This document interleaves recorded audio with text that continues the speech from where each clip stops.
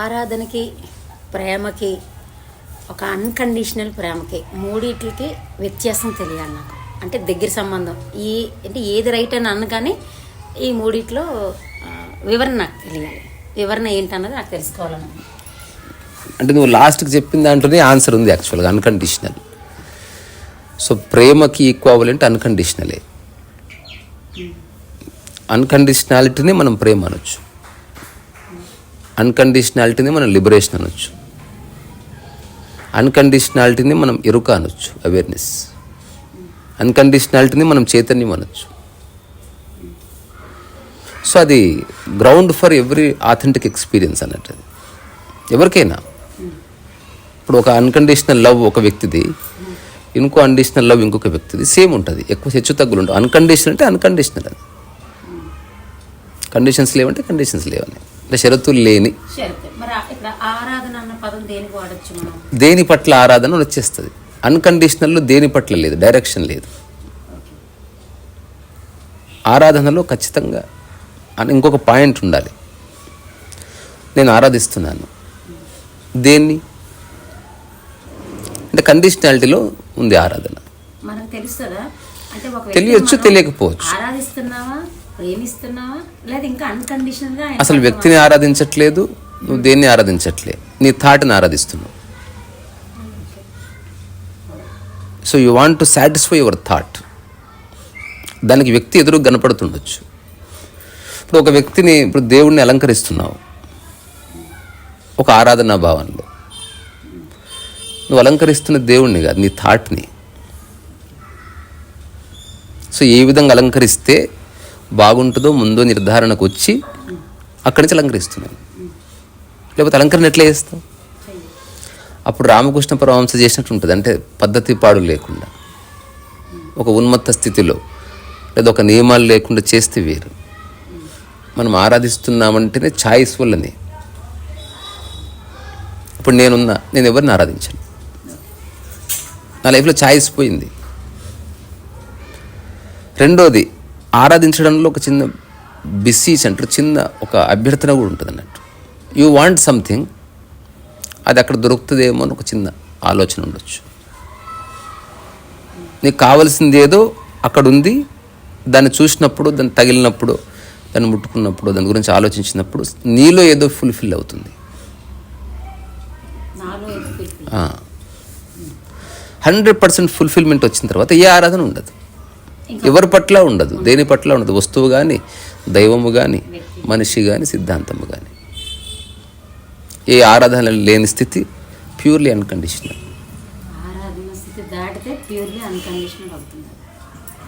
ఆరాధన అనేది అతిపెద్ద బంధం మనిషికి. ఆరాధన ఉండకూడదు అసలు ఏ మనిషికి కూడా. అది గురువు పట్ల కూడా ఆరాధన ఉండకూడదు. నువ్వు ఆరాధించడానికి పోలే ఎక్కడికి. The very purpose of visit ఇది కాదు. ఆరాధనలో నీ మైండ్ అంతా ఒక విషయాన్ని అతిగా ఆలోచిస్తుందంట. You are decorating your thought. అది ప్లెయిన్గా ఉండదు, కొంచెం మిక్చర్ ఆఫ్ అడ్జెక్టివ్స్తో ఉంటుంది, అంటే విశేషణాలతో ఉంటుంది. అది ఆరాధించేది నీ పక్కకు వస్తే, నీ జీవితంలోకి వస్తే నీకు ఇంట్రెస్ట్ పోతుంది. ఇప్పుడు ఒక సూపర్ స్టార్ని ఆరాధిస్తున్నాడు, వచ్చి ఇంట్లో ఉన్నాడు అనుకో, 7 days ఇంట్రెస్ట్ పోతుంది నీకు. ఎప్పుడైతే ఆరాధించేది మన లైఫ్లోకి వచ్చిందా నీకు ఇంట్రెస్ట్ పోతుంది దాని మీద, అది గురువైనా. సో నీకు ఎంత దూరం ఉంటే అంత ఆరాధన ఉంటుంది అన్నట్టు. So the distance between you and the other అనేది అది ఆరాధనకు కారణం. దగ్గర ఉన్నప్పుడు ఏం ఆరాధిస్తావు? ఎప్పుడన్నా మన చేయిని మనం ఆరాధిస్తామా? నీలో భాగమైన దాన్ని నువ్వు ఎట్లా ఆరాధిస్తావు? సో అన్కండిషనల్ అంటే ఈదర్ కండిషన్స్ పెట్టేవాడు లేడని, నిద్రలో you are unconditional. Because conditions పెట్టేవాడు నిద్రిస్తున్నాడు, ఆడెవడో లేడు, బాడీ ఉందంతే. ఈ విధంగా ఒక అన్కండిషనాలిటీ వస్తుంది. There is nobody to put conditions. రెండవ కండిషనాలిటీ అన్కండిషనాలిటీ అంటే నేనే అంతా అనుకోవడం. ఇప్పుడు నా శరీరం నా చెయ్యి నా శరీరంలో భాగం. నేను ఇప్పుడు ఈ చెయ్యికి ఇప్పుడు నా కండిషన్స్ పెడతానా? ఈ చెయ్యి కంటే ముక్కు గొప్పదని, ముక్కు కంటే ఈ చెయ్యి గొప్పదని ఎప్పుడు డిస్క్రిమినేషన్ చూపిస్తామా? స్నానం మొత్తం చేసి ఈ చెయ్యి తడపకుండా ఉంచుతామా ఈరోజు నీకు శాస్తి జరగవలసింది అని? ఇలా ఎప్పుడు ఉండదు. ఏది నీలో భాగమో అది నువ్వు పట్టించుకో, కానీ ఎంత బాధ్యతగా ఉండాలో అంత బాధ్యతగానే ఉంటావు. Neither you respect more Nar you neglect. ఎంత అవసరం. ఇప్పుడు దానికి ఈ చేయికి ఏ నొప్పి లేదు, దీన్ని ఎప్పుడు పట్టించుకో. హఠాత్తుగా చిటికత వేలికి నొప్పి వచ్చింది, శరీరం మొత్తాన్ని పక్కకు నెట్టి దేని మీద నీ దృష్టి వస్తుంది.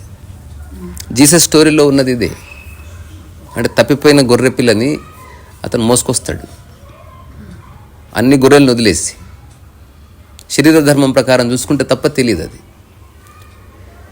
సో శరీరంలో అన్నీ బాగున్నప్పుడు శరీరాన్ని నువ్వు పట్టించుకో. శరీరంలో ఏది ఎక్కువ గాయమైతే నీ దృష్టి అంతా అక్కడికే వస్తుంది. దాని అర్థం మిగతా దాన్ని నెగ్లెక్ట్ చేస్తున్నావు అని కాదు. బాగున్న దానికి పలకరింపు అక్కర్లేదు, అటెన్షన్ అక్కర్లేదు, దానికి ఏ డెకరేషన్ అక్కర్లేదు, ఏం అక్కర్లేదు.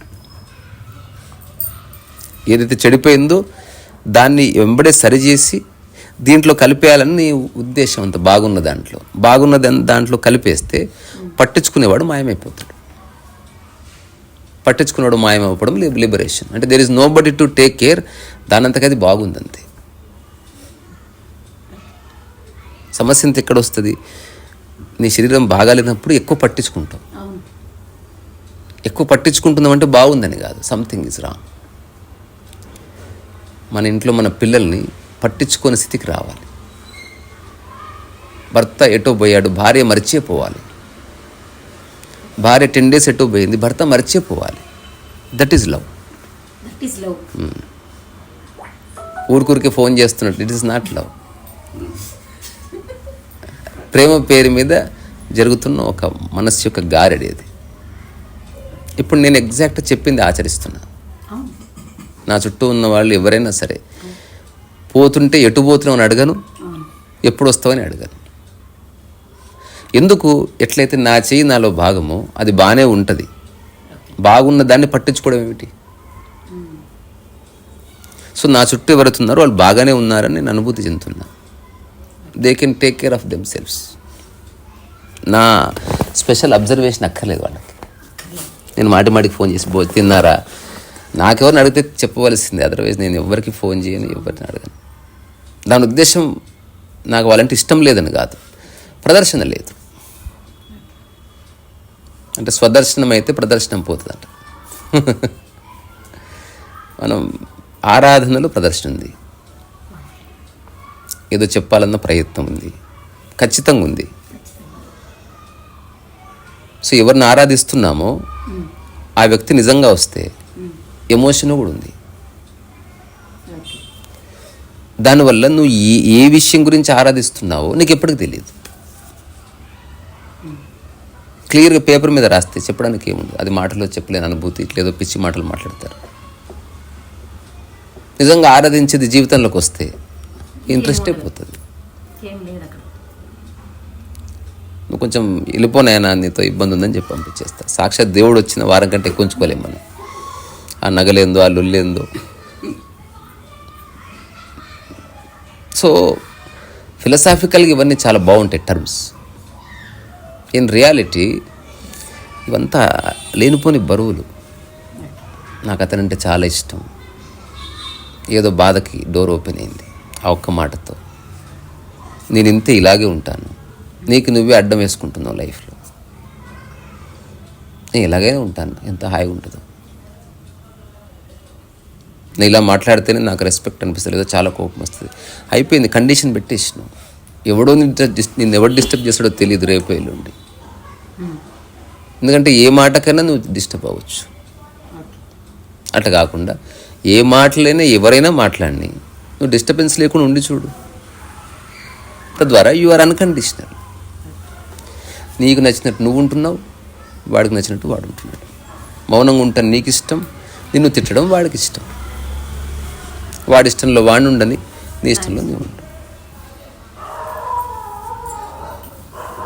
సో ఆరాధన అనేది ఉండకూడదు. అదొక మైండ్ యొక్క ఒకానొక డైమెన్షన్ పార్షియల్లీ బ్లైండ్ అయిందని అర్థం. సమ్ బ్లర్డ్ ఇమేజ్, స్పష్టంగా చూడని కారణంగా కొంచెం కొంచెం చూసి ఒక నిర్ణయానికి వచ్చేయడం వల్ల ఆరాధన వచ్చేసింది. మొత్తం చూస్తే ఏ ఆరాధన లేదు. ఇప్పుడు ఒక అమ్మాయిని ఒకడు ఆరాధిస్తున్నాడు, ఏ విషయం గురించి చాలామంది చెప్పలేకపోవచ్చు. ఆ అమ్మాయి కనిపిస్తే చాలు అని అనుకుంటుండగా, ఒక ఎగ్జాంపుల్గా చెప్తున్నా, ఆ అమ్మాయి వచ్చింది ఎక్కడిగా నిలబడ్డది అనుకో, మొత్తం ఇంట్రెస్ట్ పోతుంది. ఎప్పుడైతే తను కోరుకుంటున్నా తను పలకరించడం లేదు, క్యూరియాసిటీ పెరుగుతుంది. తను అడుగుతున్నా తను ముట్టుకొని ఇవ్వడం లేదు, అప్పుడు అంతులేని ఆసక్తి వస్తుంది. ఫోన్ చేస్తా అని 12కి చేయకుండా సెల్ స్విచ్ ఆఫ్ చేస్తే ఎక్కడలేని బాధ వస్తుంది. ఇదంతా మనసాడే ఆటనే. అంటే నీ మనస్సు నీ మీద కాకుండా వేరే దానికి లింక్ చేయడంతో అది పరిపరి విధాలు ఇబ్బంది పడుతుంది. దీనివల్ల ఏ ఉపయోగం లేదు.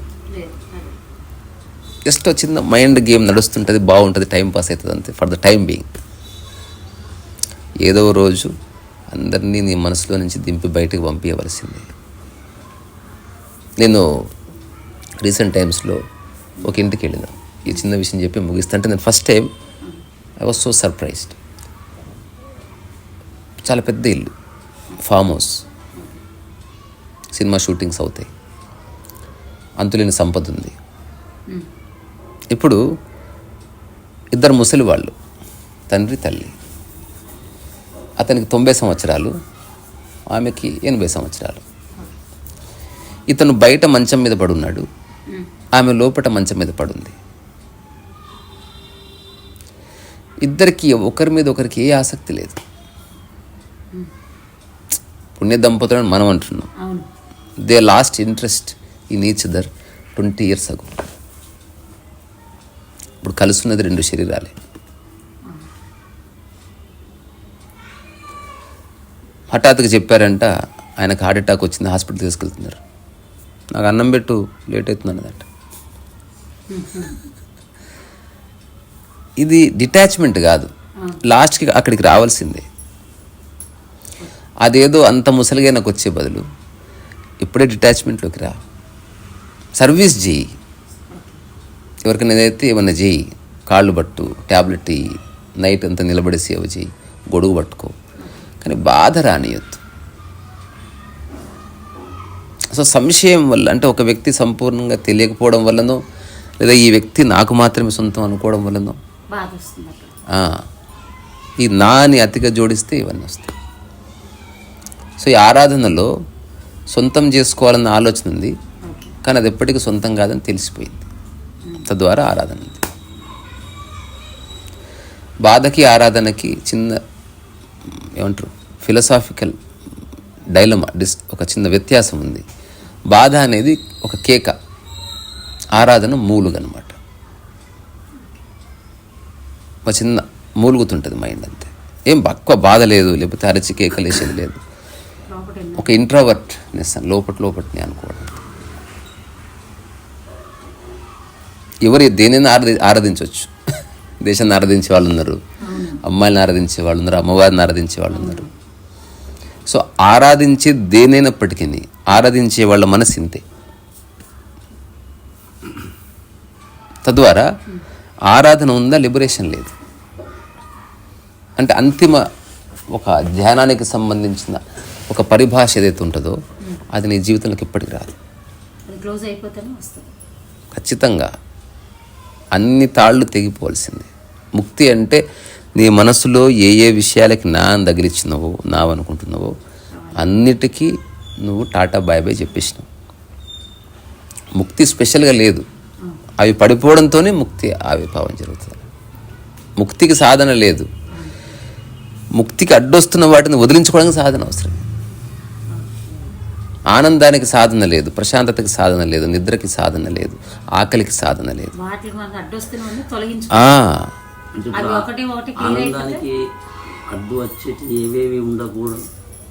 అది ఎవరిది వాళ్ళది ప్రత్యేకం. మీ లైఫ్లో మీకేవో అడ్డం పడుతున్నాయి, అవి గుర్తిస్తే తీసేయచ్చు. ఇప్పుడు నేను చెప్తున్నా నావి ఒక 3 చెప్తా. క్లోజ్ ఫ్రెండ్ అని ఒకటి అనుకున్నాను అనుకో, వాడు ఏదైనా ద్రోహం చేసినా తప్పు చేసినా నాకు కోపం వస్తుంది. దీనివల్ల నా లైఫ్ డిస్టర్బ్ అయ్యింది, నా ఆనందం పోతుంది తెలుసుకొని నా లైఫ్లో నుంచి క్లోజ్ ఫ్రెండ్ అని తీసేసిన. ఎప్పటి ఫ్రెండ్ అప్పుడే, క్లోజ్ లేడు ఎవరు లేడు, అయిపోయింది. ఇప్పుడు నాకు ఒక్క క్లోజ్ ఫ్రెండ్ లేడు, 13 సంవత్సరాలు అయింది. ఫ్రెండ్స్ ఉన్నారా, చాలామంది ఉన్నారు. ఫ్రెండ్షిప్ ఏ రోజు ఆ రోజే తప్ప దాన్ని కాలంలో పెట్టేదే లేదు. మాది 25 ఏళ్ళ స్నేహం అట్లా లేదు, ఏ రోజు స్నేహం ఆ రోజే, తేజతో అయినా every time first time meeting లాగానే ఉంటుంది తప్ప ఇప్పటికి ఇన్నిసార్లు కలిసామని నెగ్లెక్ట్ చేసేది ఉండదు. ఫస్ట్ టైం వచ్చిండు కాదని అతిగా చూసేది లేదు. నా స్నేహం డెవలప్ కాదు, పతనం కాదు, ఎప్పుడు అంతే ఉంటుంది. ఇది చెక్ చేసినాక వ్యక్తుల వల్ల నాకు ఇప్పుడు బాధ కలగలే, అట్లా నా ఆనందం నాకు చిక్కింది. రెండోది, ఉద్యోగం చేస్తే నిజంగా నా ఆనందం బీకింది. ఆ బస్సు ఎక్కడాలు, ఆ బైక్ వేసుకోవడాలు, పోవడాలు, ట్రాఫిక్లో ఆగడాలు, ఇదంతా అనవసరం అనిపించింది. చాలాసార్లు అనిపించింది, ఒకరోజు నిజంగానే అనిపించింది. బైక్ వేసుకొని వెనక్కి వచ్చేసిన, ఇప్పటివరకు పోలేదు నేను. సో అప్పుడు అందరూ అనడం ఏమిటి, 2008-9 అట్లా. సో అందరూ అనడం ఏమిటి, మరి ఉద్యోగం లేకపోతే ఎట్లా బతకడం? సో బతకడానికి ఉద్యోగంతో పనే లేదు. నేను బతకాలనుకోవట్లేదు, జీవించాలనుకుంటున్నాను ప్రిసైస్లీ. సరే, నాకేం పేరు ప్రఖ్యాతులు లేవు, డబ్బు లేదు, నన్ను ఎవరు పట్టించుకోరు, నాకు ఎవరు రెస్పెక్ట్ చేయరు, నాకు అట్లీస్ట్ హాయ్ హలో చెప్పరు. ఎంత అదృష్టం, సమయం అంతా నాకే ఉంటుంది కంప్లీట్గా. ఒకటే సందర్భం 2 సార్లు జరిగింది ఇది. నేను ఇంకొకరు ఉన్నాం, పెళ్ళి జరిగింది. ఒకరిని పిలిచారు, నన్ను పిలవలేదు. అతను కూడా పిలవలేదు. సో అతను ఏమంటాడు, ఇన్నేళ్ళు పరిచయం పిలవనే లేదంటున్నాడు. వెరీ సాడ్ అన్నాడు. నేను ఇన్నేళ్ల పరిచయం ఉన్న నన్ను పిలవలేదు, ఎంత గ్రేట్ అసలు. తద్వారా నేను హాయిగా ఇంట్లో కూర్చొని నా పని నేను చేసుకోవచ్చు. సో ఒకసారి నేను ఇంట్లో డిక్లేర్ చేసిన, పెళ్ళిళ్ళకి ఎందుకు రావు అంటే, ఏ పెళ్ళి అయితే నేను పోకపోతే ఆగిపోతుందో ఆ పెళ్ళికి పోతానే. ఇప్పటి వరకు ఒక్క పెళ్ళి ఆగలేదు సార్. ఇప్పుడు నేను పెళ్లి చేసుకుందాం అనుకుంటున్నా, నేను పోకపోతే ఆగిపోతుంది కాబట్టి నేను పోదాం అనుకుంటున్నాను. అంతకు మించి ఏ వాల్యూ లేదు నాకు.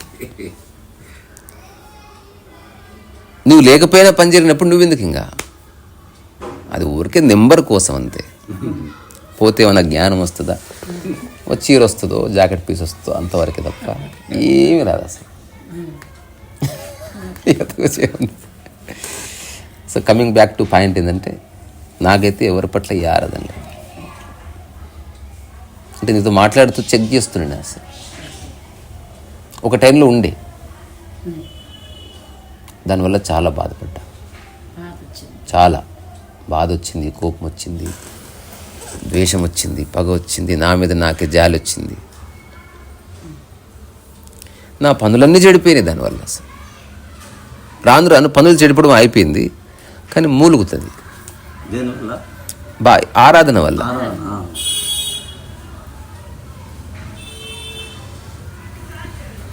ఏదైతే ఆరాధిస్తున్నామో ఒక్కటి సుస్పష్టం, అది మన జీవితంలోకి రాదు. ఇంకా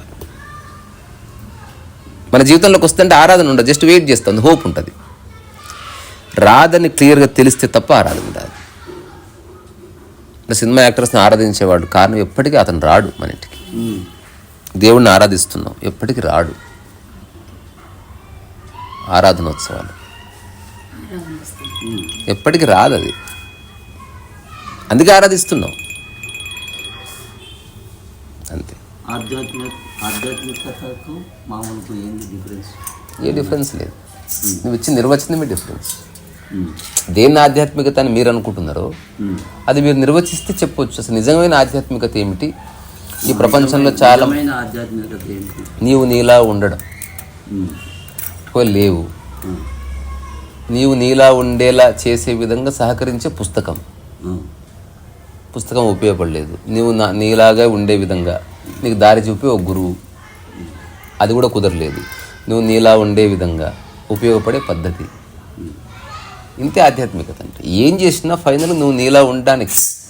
నువ్వు నీలా ఉండటం అంటే ఎవరి మీద దృష్టి లేదు, మంచి లేదు, చెడు లేదు, నీ పని ఏదో నీకుంది, దాంట్లో మునిగిపోయినావు. వేరే వాళ్ళ విషయాలు ఎక్కువ పట్టించుకోవడం లేదు, దేన్ని గంభీరంగా తీసుకోవడం లేదు. ఒక కుక్క ఎట్లయితే నిష్కామ కర్మ చేస్తుందో మరుగుతూ మీరు మీ పని చేసి అట్లా నిష్క్రమిస్తారు. ఎవరి మీద ద్వేషం లేదు, ఒపీనియన్ లేదు, పగ లేదు, ప్రతీకారం లేదు, ఎవరి నుంచి ఏమి ఆశించేది లేదు. ఇవన్నీ లేని మనస్సు మాత్రమే అది ఎలా ఉండాలో అలా ఉంటుంది. మిగతా మనసు అంతా అటు పరిగెడుతుంది, ఇటు పరిగెడుతుంది, దాన్ని తిడుతుంది, దీన్ని తిడుతుంది, ద్వేషిస్తుంది, ఏమేమో చేస్తుంది. అది ఎప్పుడు తనలా తను ఉండనే ఉండదు. సో నిరంతరం అది తట్టకబడతా ఉంటుంది. సో అడ్డంకులని పోయినాయి అనుకో, మీ మనస్సు ఈరోజు ఎట్లా ఉందో 50 ఏళ్ళ తర్వాత అట్లే ఉంటుంది. ఎప్పుడన్నా ఎక్స్పీరియన్స్ చేశారు దీన్ని? ఒక ప్రశాంతత 10 ఏళ్ళైనా పోలేదు. అది ఎలా ఉంటుంది దాని గాఢత? ఎవరైనా ఉంటారేమో అలా చేసేవాళ్ళు. నేను చెప్తాను 2009 నుంచి ఒక క్షణం కూడా నా యొక్క మానసిక స్థితిలో ఇంత మార్పు లేదు. దానికి కారణం ఏంటి? నేను తీసుకోవట్లేదు చెత్తని. ఎవరిని ఇట్లా చెప్పాను, 2009 నుంచి నా గదిలో ఒక్క వస్తువు లేదు, పెట్టుకోలేదు కాబట్టి లేవు అంతే. అట్లా నేను తీసుకోవడం లేదు. ఇప్పుడు ఎవరిని ఏమైనా తిడతారు అనుకోండి, అది తిట్టుకోనంట. ఇప్పుడు వాడి మీద గెలిచి నేను సాధించేది ఏంటి అసలు? అట్లీస్ట్ నా జ్ఞానం ఇంతే చెప్పింది. వాడు తిట్టుకునే హక్కు ఉంది, తిట్టుకొని తన జీవితానికి అదే ముఖ్యమైతే అతను అట్లా జీవిస్తాడు. నా జీవితానికి ఏది ముఖ్యం అంటే నా పని నేను చేసుకోవడం ముఖ్యం. ఇంతకు మించి ఏ పర్పస్ లేదు. ఇది ప్రకృతే చెప్పింది, మళ్ళీ ఏదో గురువు చెప్పలే. మామిడి చెట్టు కాయలు ఇస్తుంది అంతే, ఒక కోకిల కూస్తూ ఉంటుంది. వాటి పని అవి చేస్తున్నాయి. ప్రకృతి పరంగా నా పని ఏమిటి? సరే, ప్రకృతి నాకంటూ ఒక పని ఇవ్వలే. దీని మీద చాలా సంవత్సరాలు తర్జన భర్జన జరిగింది. ప్రకృతిలో అన్నిటికీ వాటి పని వాటికి ఉంది. మామిడి చెట్టు మామిడికాయలు, తామర పూలు పూయేది అది. మరి ప్రపంచంలో నాకంటూ ఒక పని ప్రకృతి ఇయ్యలే.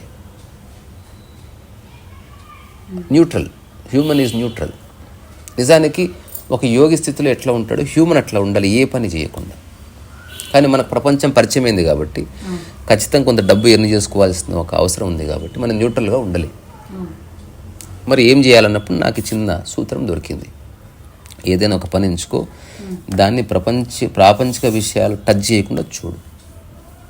అప్పుడు అది పరమ పవిత్రమైన కార్యమైంది. చేసే పని ప్రపంచానికి టచ్. ఏదైనా ఒక్క పని, దానికి ప్రాపంచిక విషయాలు జోడించకంగా. డబ్బు కోసం చేయకు, పేరు కోసం చేయకు, వేరే వాళ్ళతో పోల్చుకుని చేయకు, బాగా వచ్చినా బాగాలేకపోయినా వేరే వాళ్ళతో కంపేర్ చేసుకుని బాధపడకు. జీవితకాలం చెయ్యి. అవార్డు వచ్చినా చెయ్యి, రాకపోయినా చెయ్యి, 1,00,000 మంది బాగుందన్నా చెయ్యి, బాగాలేదన్నా చెయ్యి, ఏదేమైనా చెయ్యి. తద్వారా నీ మైండ్ డిస్టర్బ్ అవ్వడం లేదు. ఇప్పుడు ఈ పని శ్వాసతో సమానంగా మారిపోయింది. శ్వాస అంటే ఎప్పుడూ కొనసాగేదని, ఇది కూడా కొనసాగుతుంది.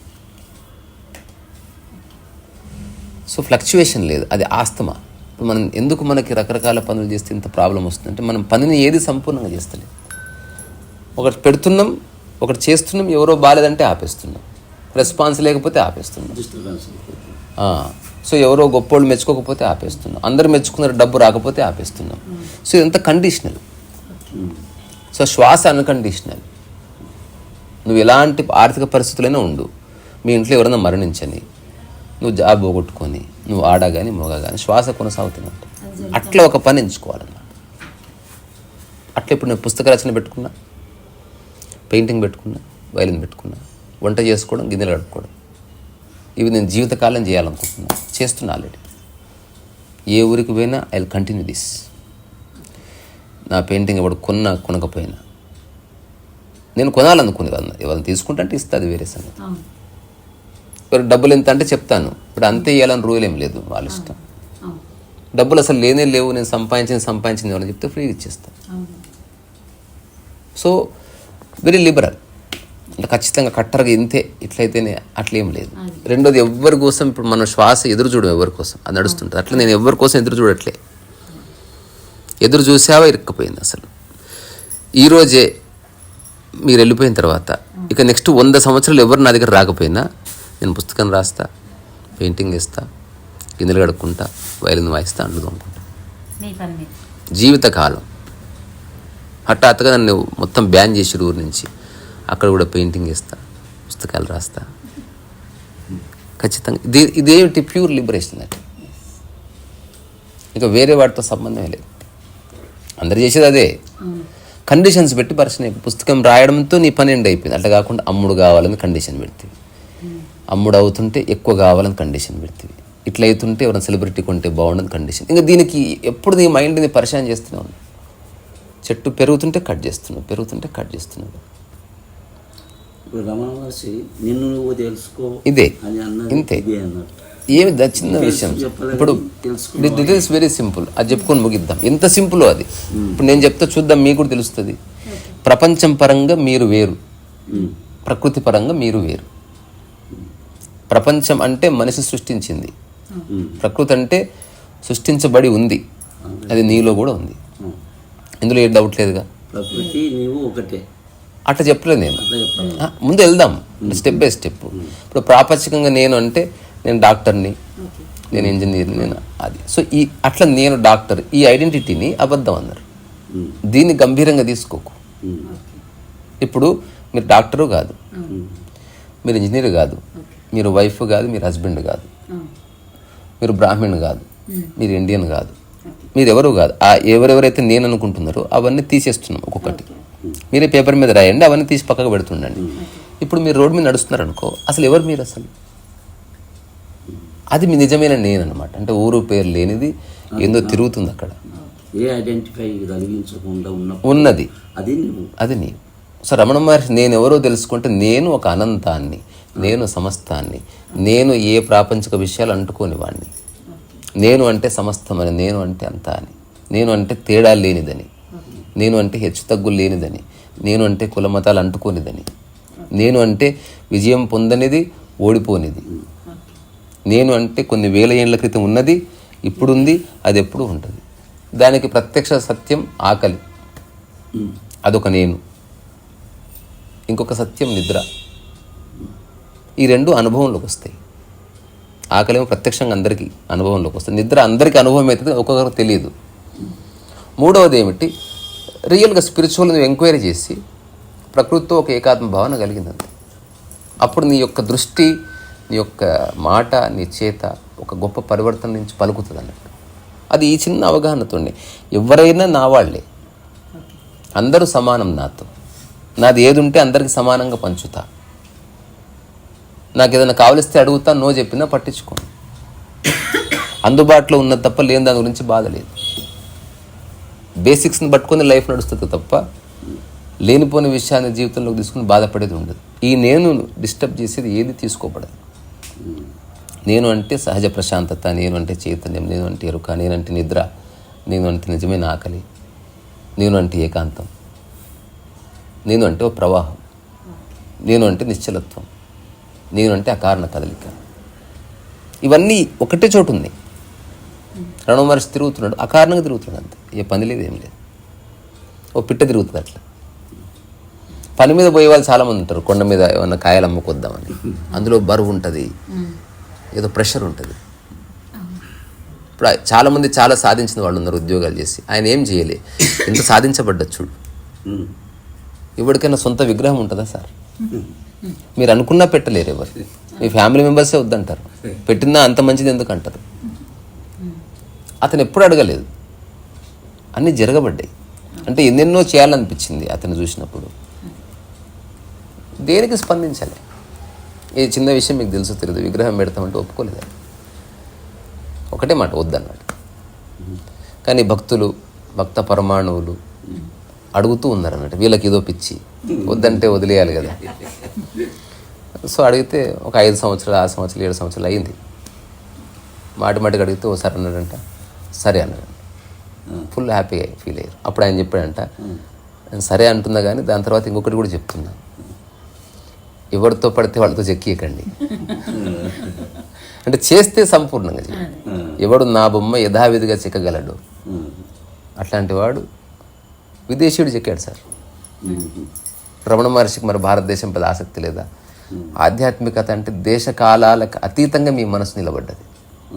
మీరు మనిషినే చూస్తున్నారు, దేశాన్ని చూడట్లే, రంగం చూడట్లే. ప్రపంచంలో వచ్చినప్పుడు ప్రపంచం పరంగా భారతదేశం నా మాతృభూమి, ప్రపంచం పరంగా నాకు జెండా ఉంది, నాకు మతం ఉంది, నాకు కులం ఉంది. ప్రాపంచికంగా వాటిని గంభీరంగా తీసుకోవద్దు. అవన్నీ అవసరం కోసం మాత్రమే. ప్రపంచంలో మీ కదలికలు సులువుగా హాయిగా జరగడానికి ఎస్టాబ్లిష్ చేయబడ్డాయి. అదే మన అస్తిత్వం అనుకుంటే పొరపాటు. ఇప్పుడు నేనే బ్రాహ్మణుడికి ఏమనేది నేను తట్టుకోలేను. ఇది అవసరం కోసం ఉంది. బ్రాహ్మణుడు అనేది నీ అస్తిత్వం అనేది అవసరం కోసం లేదు, అది ఉంది, అదే నీవు. ఇప్పుడు ఈరోజు పొద్దున్నే టైసన్ అడిగాడు అసలు ప్రకృతి అని ఎందుకు మాట్లాడతాడు, ప్రకృతితో ఏం సంబంధం. ఇప్పుడు టైసన్ పెయింటింగ్ చేస్తున్నాడు, ఇది ప్రపంచం. టైసన్ శ్వాసిస్తున్నాడు, ఇది ప్రకృతి. పెయింటింగ్ లేకుండా నువ్వు బతకొచ్చు, శ్వాస లేకుండా బతకగలవా? అక్కడితో ఎండ్ అయిపోయింది కాన్వర్సేషన్. అంటే ఏది తీసేస్తే మనమే ఉండమో అదంతా ప్రకృతి, ఏది ఉన్నా లేకపోయినా మనం ఉంటామో అదంతా ప్రపంచం. ఏది తీసేస్తే మనం అసలు ఉండనే ఉండము, అదంతా ప్రకృతి. ఏది తీసేస్తే అసలు తీసినా ఉన్నా లేకపోయినా ఏం ఫరక్ పడదు, అదంతా ప్రపంచం. కాబట్టి ఉన్నా లేకపోయినా మనకు పర్వాలేదు అనుకునే దాన్ని గంభీరంగా తీసుకోవద్దు. కారు ఉంది, ఉన్నా లేకపోయినా నేనున్నాను. బిల్డింగ్ ఉంది, ఉన్నా లేకపోయినా నేనున్నాను. చిన్న బిల్డింగ్ అయినా నేనున్నాను. ఈ పొలిటికల్ పార్టీస్ ఉన్నా లేకపోయినా మీరున్నారు. క్రికెట్ మ్యాచ్ ఉన్నా లేకపోయినా మీరున్నారు. సీరియల్స్ ఉన్నా వీటిని గంభీరంగా తీసుకోవద్దు. ఏవి తీసేస్తే మీరు పడిపోతారో అక్కడ ఏదో రహస్యం ఉందన్నట్టు. అక్కడ తొంగి చూస్తే చాలా రహస్యాలు తెలుస్తాయి. పుస్తకాలు అక్కర్లే. ఆకలి పట్ల మీరు విచారణ చేస్తే ఓ బుక్కే రాయొచ్చు. ధనికులకి బీదవాళ్ళకి ఆకలి ఒకే విధంగా ఉంది. అంటే ప్రకృతి సర్వసమానత్వం. ఆకలి క్వాలిటీ కొన్ని వేల ఏళ్ళైనా మారలేదు. తద్వారా సత్యం అది. అతి పురాతనమైనది, నిత్య నూతనమైనది. అది ఎవ్రీడే ఎన్నిసార్లు వచ్చినా అంతే ఫ్రెష్గా వస్తుంది. ఎవరికి ఇట్లా అనిపించదు ఏ దరిద్రం ఆకలి ఒకటే వస్తుంది. అది రాగానే యూ బికమ్ సో ఫ్రెష్. నువ్వు తహతహలాడుతావు దాన్ని అడ్రస్ చేయడానికి. అది ఎప్పటికి నిత్య నూతనంగా ఉంటుంది. మనం మూడోసారి భాష సినిమా చూస్తే బోర్ వస్తుంది. ఇన్ని వేల సార్లు ఆకలి వచ్చినా బోర్ రాలేదు. ఏది తిరిగి తిరిగి వస్తున్నా బోర్ రావడం లేదు. అక్కడ ఏదో రహస్యం ఉంది. ఏది కొన్నిసార్లు చేయగానే బోర్ వస్తుందో అది నీది కాదు. ఒకరిని కలిస్తే బోర్ రావడం లేదు. అక్కడ ఏదో సత్యం ఉంది. ఉంది ఏదో ఉంది రహస్యం. అక్కడ నీ మనస్సు కొంచెం ప్రత్యేకంగా స్పందిస్తుంది. అంటే సంఖ్య నుంచి బయటపడ్డది, లెక్క పెట్టుకోవడం మానేసింది, ఎన్నిసార్లు అన్నది గమనికపోయింది, ప్రతిసారి మొదటిసారి అన్నట్టున్నది. ఇంకొక చిన్న వ్యాఖ్య, ఇది ఇక్కడ పుస్తకాలు లేనిది. మనం ఎన్ని భోజనాలు చేసినాం, ఈ నెల రోజులు ఎన్నిసార్లు భోజనం చేశారు? అప్రాక్సిమేట్లీ 30 సార్లు కదా. సో నిజానికి ఇదంతా ఒక ధారణే. మనం తిన్నప్పుడు పుట్టినప్పుడు చేస్తున్న మొదటి భోజనం ఇప్పటికి కొనసాగుతుంది అన్నమాట. అందుకే బోర్ రావడం లేదు. మీరు భోజనం చేయడంతో ప్రక్రియ పూర్తి కాలే, దాని యాక్టివిటీ కొనసాగుతూనే ఉంది. అది అరగడం మొదలైంది, అరగడం మొదలైన శక్తిగా మార్చడం మొదలైంది, శక్తిగా మారడం మొదలైన తర్వాత అది మీ యొక్క కిందికి వెళ్ళిపోయింది. ఆ తర్వాత మీరు బాత్రూమ్కి వెళ్ళారు, ఆ తర్వాత మళ్ళీ ఆకలైంది. It is going on. So జీవితంలో మనిషి చేసేది ఒకటే భోజనం, జీవితంలో మనిషి పడుకునేది ఒకటే ఒక్కసారి. నిద్ర పూర్తి కాలేదు ఇంకా మీ. It is going on, that is the process. అంతే మనం అంతే. సో శ్వాస ఒకటే, ఇన్నిసార్లు శ్వాస కొనసాగుతూ ఇట్స్ గోయింగ్ ఆన్. తద్వారా మీకు బోర్ రావడం లేదు. నిజంగా ఎవడన్నా నాకు శ్వాసించి బోర్ వస్తుంది ముక్కు మూసుకుంటా అంటాడు ఎవడన్నా? అట్లాంటి వాళ్ళని చూడాలనుకుంటున్నాను. రీసరా సర్వీస్.